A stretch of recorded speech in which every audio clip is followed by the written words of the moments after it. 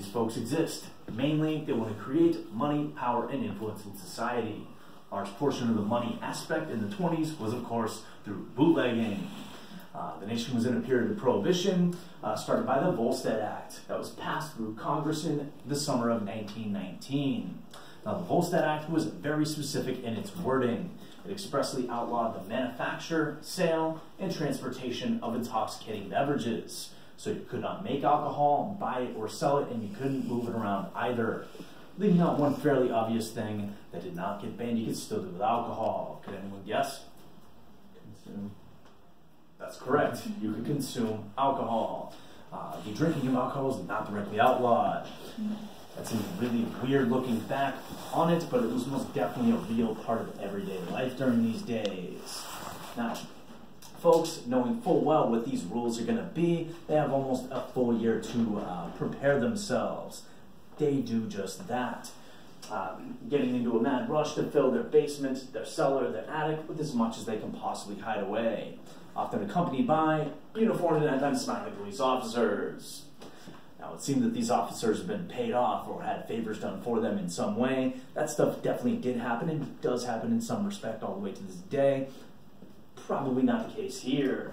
We're guessing these guys are just laughing at the absurdity of the situation, knowing full well that the same alcohol they're helping you to load your basement with today, they're going to have to arrest you for trying to move yourself in a few months' time.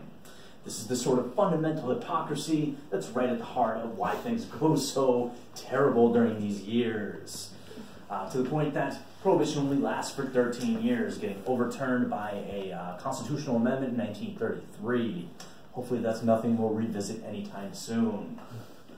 Now, things go so badly that almost immediately the general public just starts making fun of it, leading to the creation of comedy musicals and song titles, some of which we happen to have the playbills up on our walls. You see titles such as Everybody Wants a Key to My Cellar, It's a Smart Little Fella Who Stocked Up His Cellar That's Getting Beautiful Girls, The Great American Desert, and How You're Gonna Wet Your Whistle When the Whole Darn World Goes Dry. These are just some of the comedy titles that you see during these days. Now, one thing's immediately evident. If you can afford to dress the way this fellow is right here with this nice fancy suit, white butler gloves, and whiskey cocktail, he does not appear to be too concerned. Nor should he be. These new laws are not aimed at making his life, or the life of anyone like him, difficult in any way. You see, for instance, the emergence of social clubs. Places like the Yale Club up near Grand Central, they exist as fully legal open-air bars through the whole of Prohibition. Again, not because of any funny business with the authorities, but because they take advantage of a legal loophole. They give away the alcohol they already have on site for free to members, provided that you are selected out of very specific groups in order to become a member, and that you can pay the membership fee. Essentially, these are hangouts for high society. So basically, you buy yours worth of alcohol in advance. This is in full compliance with the new laws.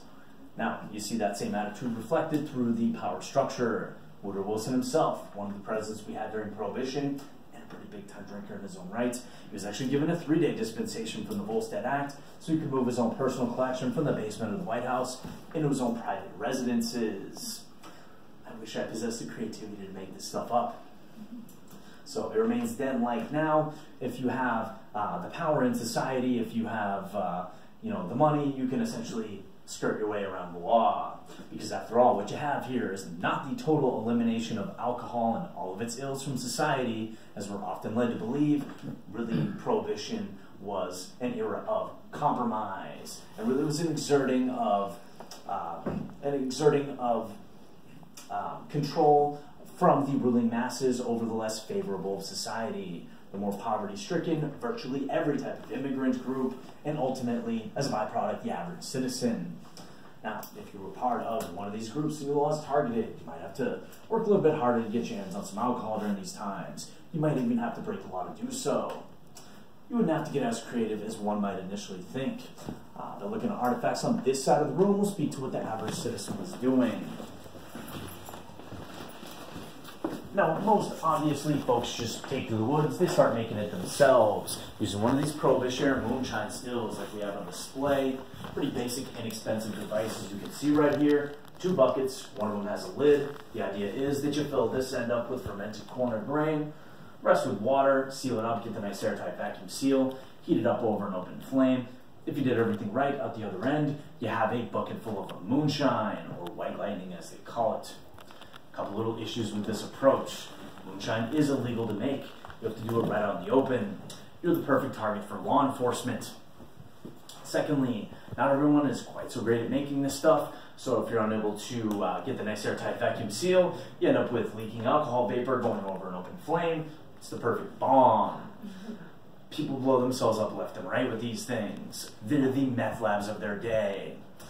Now lastly, if you've gotten around the cops, if you have not blown yourself up, well, you've got the final resultant product. Now, moonshine is certainly very powerful, anywhere 30 to 90% alcohol by volume. It'll certainly achieve the goal of getting you very intoxicated very quickly, but really harsh, nasty stuff. If you were to drink gasoline or lighter fluid, give you an idea what you're getting into here. So it's no mistake that the 20s are heralded as this great age of the cocktail. Manhattan cocktails, screwdrivers, and daiquiris are all massively popular, certainly to help mask away from the harshness of these homemade alcohols. Now, if you find this approach is not for you, have no fear. There are perfectly legal alternatives, such as the medical exemption. You can run on down to your local, your doctor's office and pick up one of these liquor prescription stubs written for a patient like this one here in 1920 in Ohio for the diagnosis of debility. Debility is a nice wide open diagnosis that refers to literally any medical ailment. I dare any one of you in this room to call out of your next day of work and tell your boss that you've got a bad case of debility. See how that works out for you.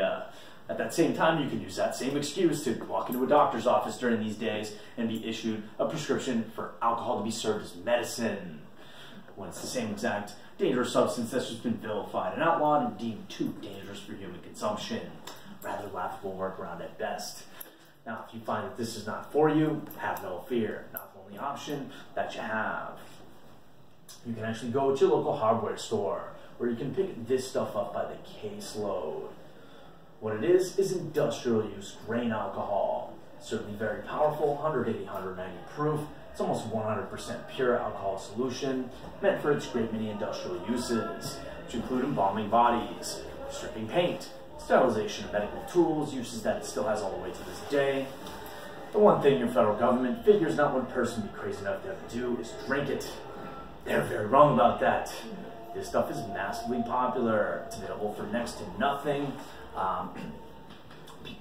People find out real quick that it's chemically pure, makes the perfect basis for home production. You take a bottle or two, pour it into a bathtub, put in a flavoring agent like juniper berries. After a few days, you end up with a bathtub full of gin. Very high quality, inexpensively made gin at that. You combine that with the heavy amounts of smuggling in this country. By the early 20s, we had a full-fledged bootlegging epidemic on our hands. Now, the powers that be, wanting to re-exert control of the situation, did fight back. In 1926, they made changes to the federal denaturing program. They ordered deadly poisons to be added to the industrial alcohol supply. Stuff such as strychnine, arsenic, and mercury, designed at discouraging folks from using these things for these purposes. Seems fine and well on the face of it. After all, this is not meant to be drank. This is being sold in a hardware store. Problem is that the government rolls the program in secret, as they know full well that people are drinking it. It's no surprise that between 1926 and 1933, 10,000 Americans died from drinking poison alcohol in an epidemic known as the Chemist Wars. Really dark, nasty time in our legislative and social history. Now, getting back to the point of bootleggers and gangsters, this is when they start getting more refined, breaking this stuff down chemically to work the deadly poisons out and continue using this for their supply, which at this time was covering about 40% of the nation's annual operating income, which had been lost through income from alcohol sales, now that alcohol sales were illegal. But we now know, looking back, that income wasn't really just lost, it went straight into the pockets of criminals. the benefit of a different type of criminal as we entered into the 20s that we nowadays call gangsters. We'll move on to the next room, we'll talk about some of these folks.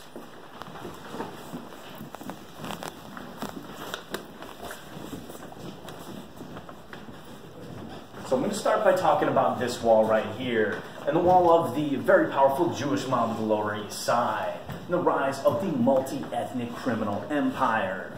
Now, if you pay attention to the mass media, you may come away with a certain stereotype that organized crime is the activity of one particular ethnic background. You guess what I'm hinting at here? Italian. Excellent, yes, Italians. It's often thought that Italians are the only ones doing organized crime. I'm here to point out to you that is completely false. There are people of all different types of background involved into the story here. Now, the Jewish mob is led by Arnold Rothstein. These guys are called the Jewish mob because their leaders are Jewish, but they're instrumental in being the first to look the other way regarding their differences of background, religion, neighborhood, and class. An idea put forth by Arnold Rothstein. Known as the Bing Bankroll, he is the first big-time bootlegger and arguably the godfather of modern organized crime. Now, Rothstein is an educated man. He is upper middle class. We find his folks sent him away to a rabbinical school to become a Talmudic scholar or a rabbi. Find that he is very smart and good with numbers, but he's not well suited to the establishment at all. Finds it to be a lot more fun to start setting up rigged illegal dice and card games in living rooms and alleyways around the city.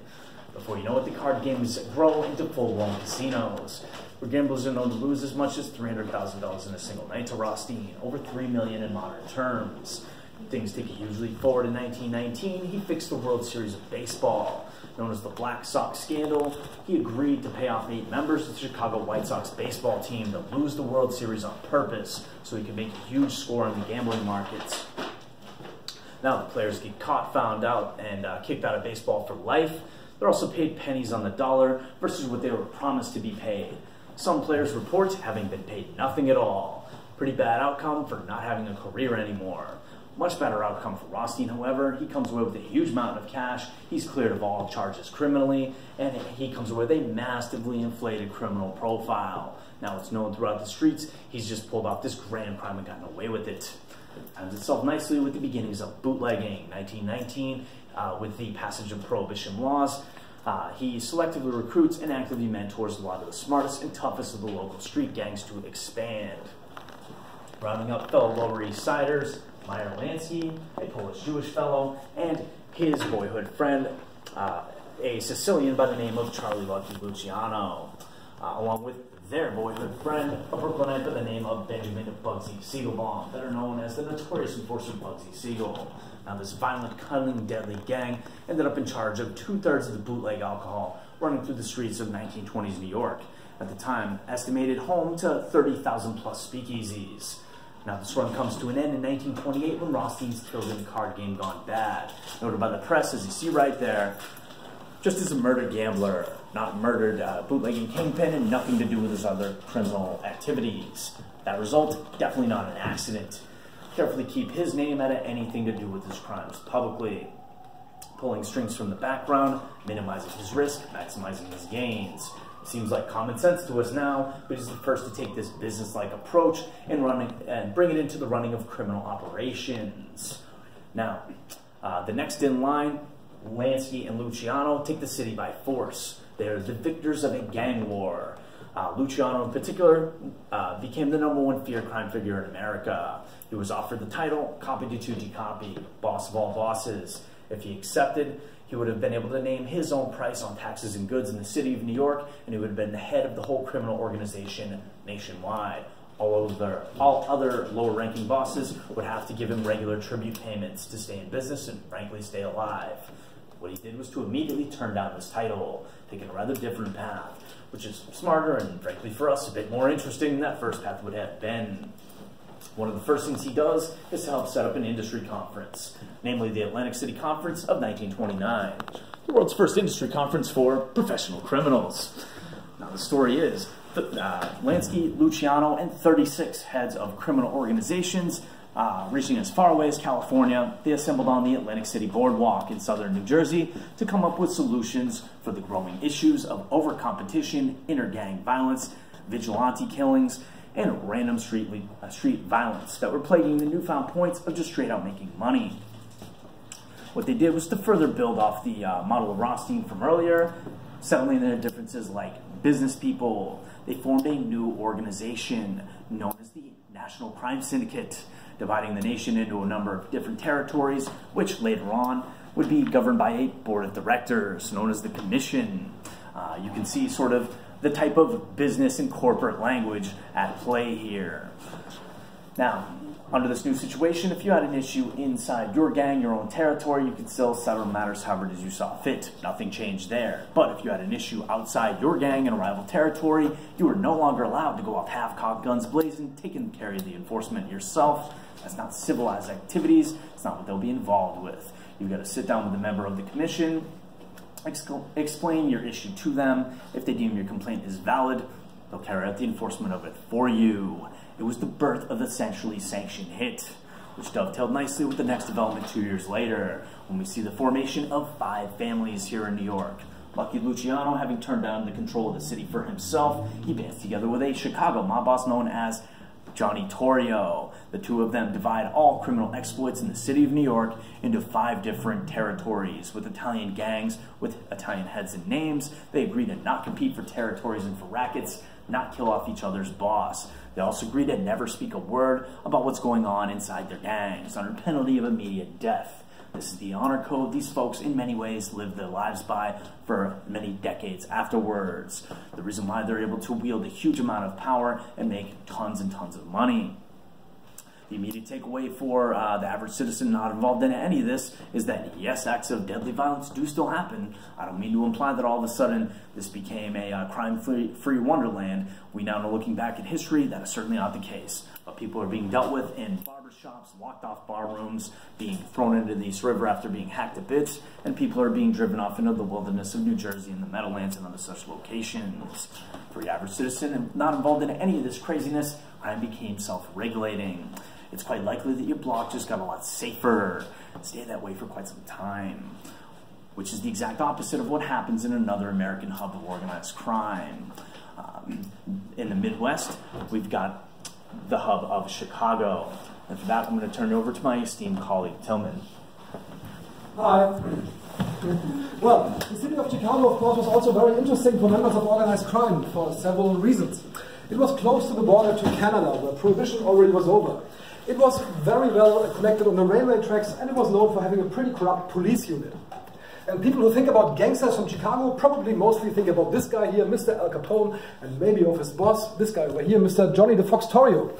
They both were working and operating in prohibition times in Chicago, but they both were born here in New York. They both have associations to the 5 Points Gang from Meyer Lansky and Lucky Luciano, and they both took all the advices from Arnold Rothstein to treat crime like a business and to dress like a businessman.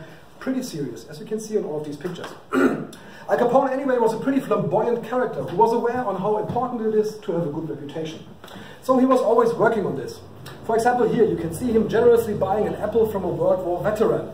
He probably made sure that this picture comes to the tabloids by tipping off the journalist with a tenner before he took the picture. Well, this definitely shows his huge generosity towards the poor people. But that wasn't the only thing he did. He also financed the soup kitchen in the time of the Great Depression. He financed milk ratios for the pupil at school. So he was always working on his image. And this worked out pretty well. He was very popular.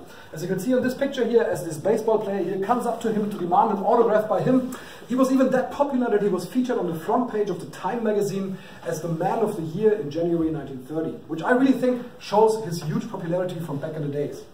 His gang, the Outfit, which was controlled from out of New York, was set up in one of the most fanciest hotels in Chicago, the Knickerbocker Hotel.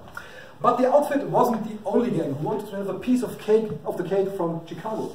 There already was another significant gang which was operating there, which was called the Northside Gang. And they also had some interesting characters. For example, the boss from the Northside Gang back in the days, this guy here, Mr. Charles Dean O'Banion. Besides from being a kingpin of organized crime, he had a true and deep passion for floral arrangements. Directly underneath his headquarters for organized crime and bootlegging, he, together with a friend, ran the Schofield Floral Arrangement Shop. And I personally think that this is quite a slick business model. Because people like Al Capone, who regularly spends thousands of dollars for the floral arrangements of the funeral of his opponents, could basically go to his headquarters, order a sanctioned hit, and directly afterwards go down to his Schofield Floral Arrangement Shop to order the floral arrangement for the funeral. So I think this was actually quite a clever business model. He was followed by this guy here, Mr. Jaime Weiss, and this guy here, Mr. Bugs Moran. You already heard the name Bugs today, like Bugs you see, Bugs Moran. Does actually any other Bugs coming to mind, or do you know where the name Bugs comes from? No? You all understand Bugs, like B-U-G-S, right? Just to make sure, because I'm German, as you heard, and I have a problem. I can tell. I have a problem with this word. Okay. Well, Bugs. Bugs is related to the word Bughouse. And the other bug which might come into mind might have been Bugs Bunny. Bughouse at that time was a slang word for insane asylum. So everybody who was a bit bugsy might have just been a bit crazy, a bit insane, like Bugs Bunny, for example. Well, Bugsy Siegel on the one side hated it when people were calling him Bugsy. He had a neural condition which caused his hand to twitch. And he also thought people were making fun of his violent character. Bugs Moran, on the other hand, loved it when people were calling him Bugs, maybe for the same reason. I personally think he really deserves the name Bugs because he is now known as the inventor of a drive-by shooting. You always need someone who does it first. This guy here was it, with a Thompson submachine gun. Well, these two groups were in a steady competition with each other about territory and basically money. And the whole thing went on into a war which went on for 4 years on the streets of Chicago, which got started off by Charles Dean O'Banion, who trapped the boss from Al Capone, Johnny the Fox Torrio, into the sailing of the Sieben Brewery, where O'Banion already knew that the whole operation was wiretapped by the police. This got Torrio into big trouble. He lost $500,000 worth of shares. And of course, his second in command, Al Capone, wasn't very happy about that. So he wanted to set an example and kill the boss of the Northside Gang. What he did was, he ordered the handshake murder. Again, you always need an incident to have a name for this. The handshake murder works like this. Charles Dean O'Banion was known for carrying lots of weapons with him.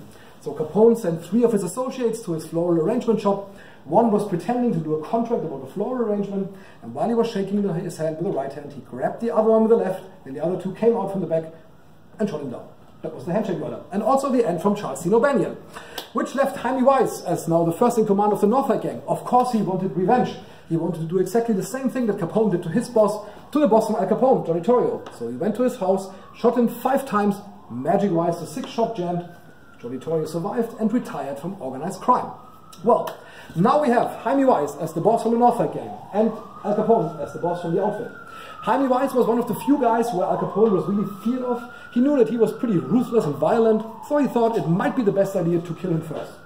What he did was he sent his first gunman in control, this guy here, Mr. Machine Gun Jack McGurn, together with a Thompson submachine gun, which is also known as the Chicago typewriter, because of the rat-tat-tat-tat sound you might know from the old movies, to Jaime Weiss. And the end of this operation is displayed right here. That's the back from Jaime Weiss and also the end from Jaime Weiss. So he did not make it too long, which left Bugs Moran as now the boss of the Northside Gang. He hated Al Capone anyway. He knew that Capone was connected to brothels and prostitutes.